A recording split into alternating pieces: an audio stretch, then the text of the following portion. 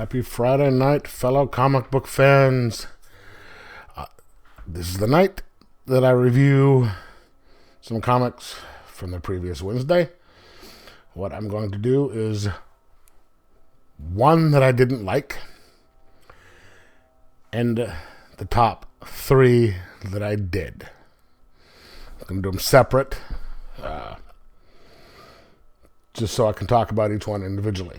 So, what did I like? What did I not like? Stay tuned.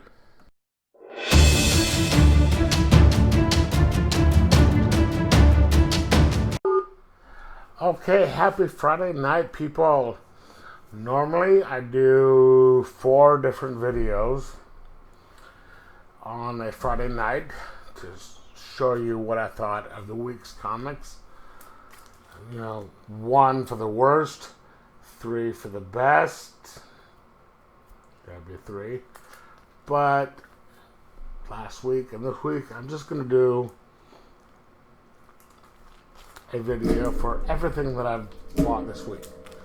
If you watched my video from Thursday, I picked up a couple of other things. I will do them later.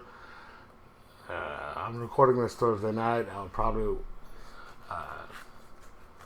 do them Friday, and these will both come up the same night. Who knows? But 1, 2, 3, 4, 5, 6, 7, 8. I've got 8 videos this week, 8 comics this week. So let me tell you what I have. Alright. That Texas Blood #1. So that's right there, #1. It's by Image Comics. By Chris Condon and Jacob Phillips. Now, it starts out slow. It really does. It's just a sheriff. He's having his 70th birthday. His wife, I think she's about 5 years older than him. He wakes up and he has to go to work. His wife wants him to pick up a pot that they had loaned to some people to make things, because she wants to use that pot to make him his birthday dinner. He is the town sheriff. Fine. The basic story is he is trying to decide when to go to dealing with these people, when to pick up this pot from these people. The people are a couple where the husband is suspected of beating his wife.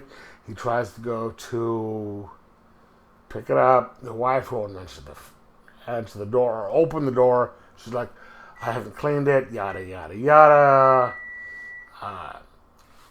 It's a weird story. It is interesting, but not super good because it's slow. I'm going to give this a 2.5 out of 5. But it is interesting enough for me possibly to pick up the second one due to the cliffhanger. It sets everything up to the last page. Boom! Holy cow! Bam! Let's do this. Alright, now.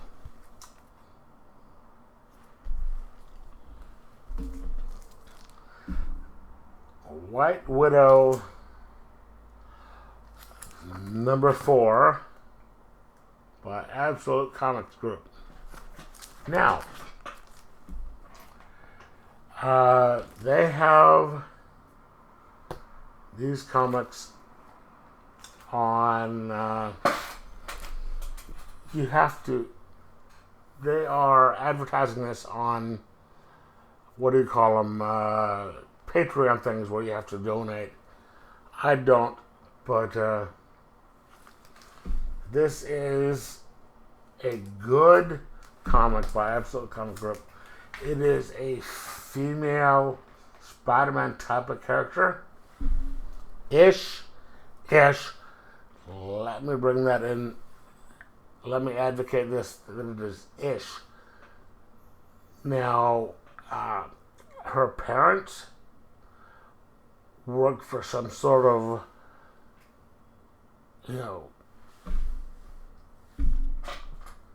deep state government group to do some sort of, what do you call it? Research group, and they have found a spotter named a spotter of White Widow that does stuff to increase the, what do you call it, effectiveness of things, right?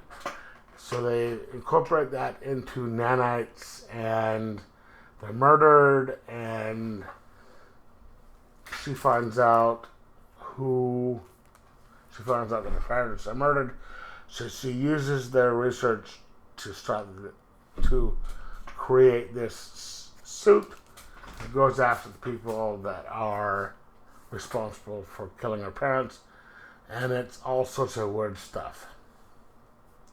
Fun things. My only problem is that it comes out at weird intervals.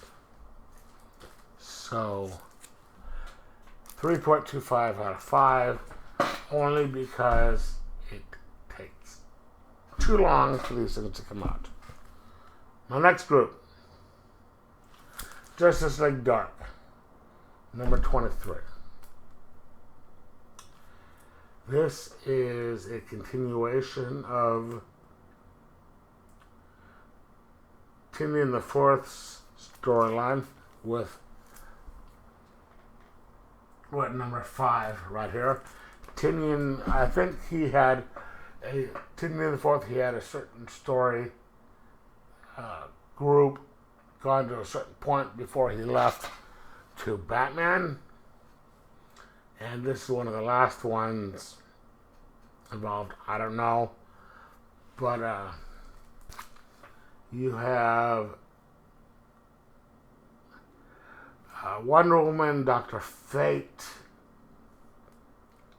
Zatanna, Constantine, everybody trying to go against the different, what do you call them?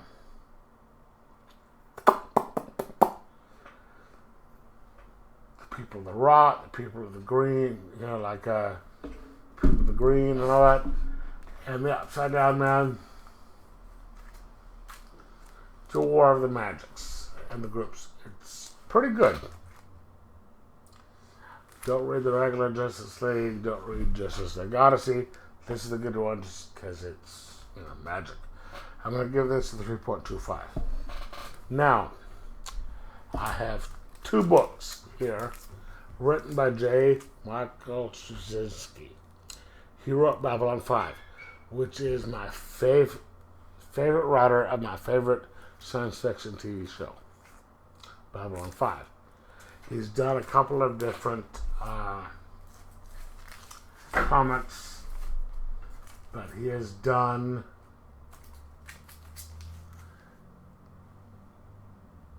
other comics.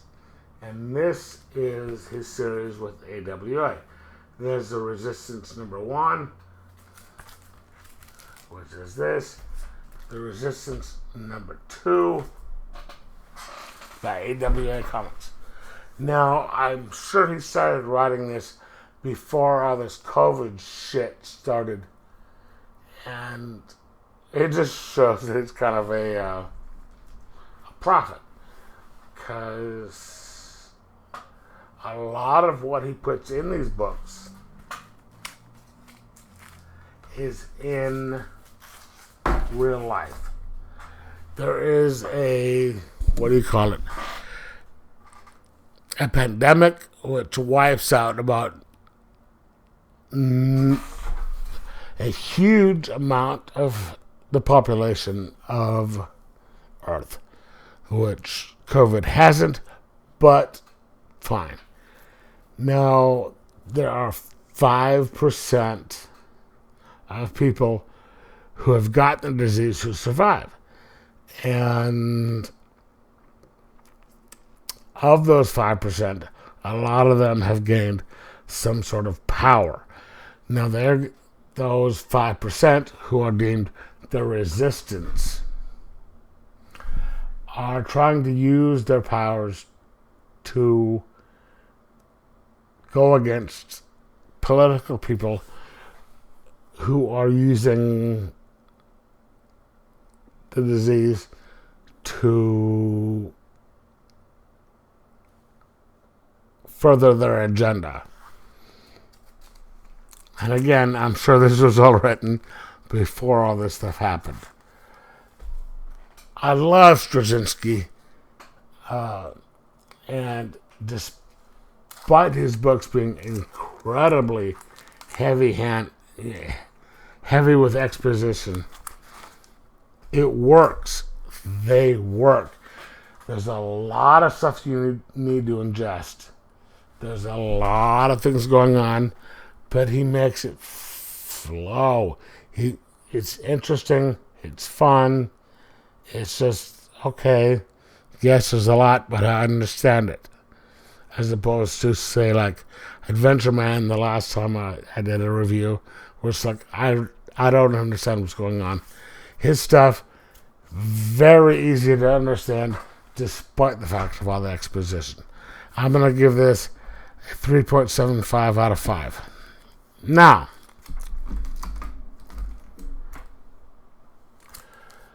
let's see.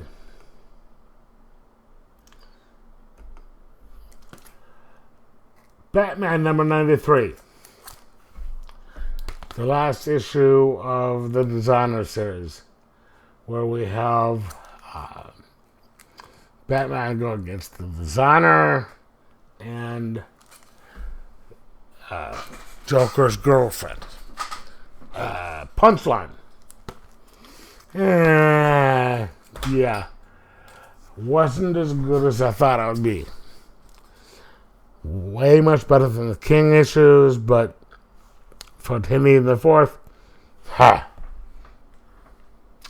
anyway, this is ending the Designer series and setting up for the Joker Wars.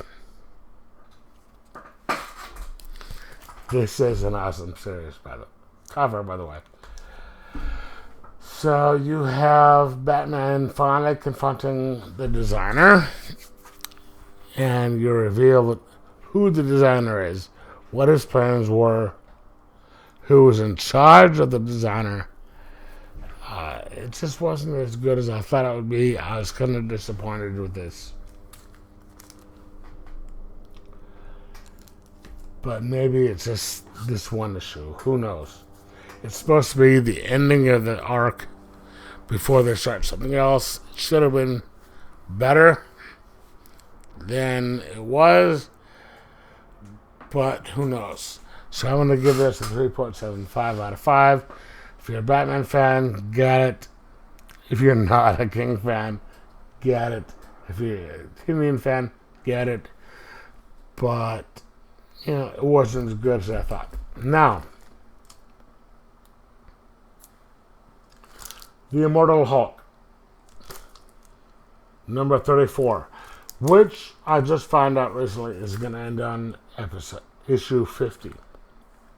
This one deals with, let me guess, the dealer. It's weird because this pretty much covers the history of the dealer, or the leader, sorry. You only catch up to modern times in the last page or two. This is all from the point of view of the leader, of what his motivations are, what happens to him, why it happens to him, how he does this stuff back. And it's pretty damn good.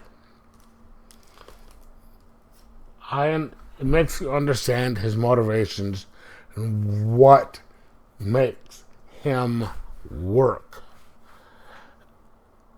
Which also makes the last couple of pages even better. Because it's like, holy shit. Alright. So, the Immortal Hawke, number 34, 4.0 out of 5. Alright. Last one for this week, or at least that I picked up on Wednesday. I have a couple of stuff I picked up on Thursday that I haven't read. I'll get back to them. Now, Bleed Them Dry, number 1 by Boom Studios. It says right here, a ninja vampire tale, Bleed Them Dry. Wow. This was, along with, what do you call it? That Texas Blood, a blind buy. Anything about vampires, I'm like, okay, I'm going to pick this stuff up. Ninjas, awesome. Vampires and ninjas, what more do you need? And Boom Studios, who usually does pretty good stuff. I'm done. Alright. Excuse me. Basically, the year is 3333. It's set in a city from Japan where vampires are known. There's immortal vampire, true blood vampires, partial vampires, yada, yada, yada. There's been some people who are, some vampires who have been killed, who are predominant vampires, very well known. And you have a police detective and her partner, human police detective and her vampire partner, who are tasked to investigate who is killing these vampires. It's kind of Blade Runner-esque, but not. In the sense that it's like, okay, it's in the future, there are people being killed, we need this stuff solved. But there's a big twist in there.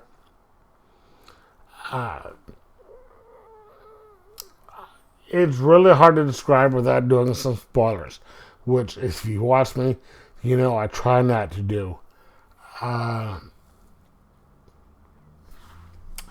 if you like not even really martial arts, because there's not much of it in this one, but if you like mystery comics, if you like horror comics, if you like vampire comics, this one will be the one you should pick up. I'm going to give it a 4.25 out of 5. And enjoy. Let me know what you think of what I picked up. If you didn't like it, let me know. If you liked it, let me know. And either way, enjoy your comic.